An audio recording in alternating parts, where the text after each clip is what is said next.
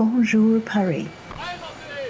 President Joe Biden has long described France as one of his nation's strongest allies, which he underscored by granting France his administration's first invitation for a state visit in 2022.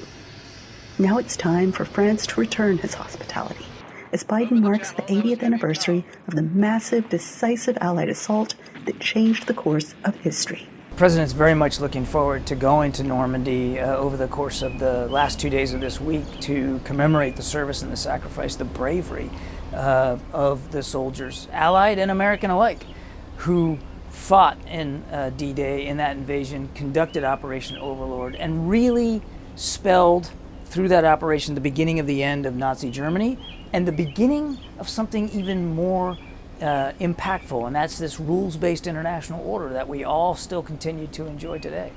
But this is about much more than commemorating the past. Biden plans to use the event to hammer home the need for transatlantic unity against Russian aggression in Ukraine. Here, analysts say history offers lessons. The D-Day landings were the Western Allies' statement, military statement, that authoritarian regimes could not change boundaries by force, that countries could not just be invaded, and that authoritarian regimes of the type that Nazi Germany constituted, particularly with its terrible oppression of subject peoples, particularly the Jews, were not acceptable. And not just not acceptable, but would be destroyed. But analysts say Biden's Ukraine goals will be overshadowed by his increasingly unpopular support of another conflict. Even though obviously Ukraine is the top priority for the Europeans, they are seeing how the Biden administration's policy on Gaza is undermining European security in two different ways.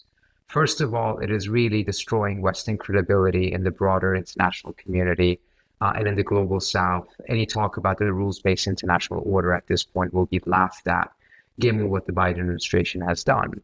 This high-level diplomacy is, at the best of times, a challenge for any world leader. At the worst of times, it can foment conflict. This trip launches a summer full of high-stakes summits aimed at soothing worldwide tensions and answering the question, what times lie ahead of us? Anita Powell, VOANews, Paris.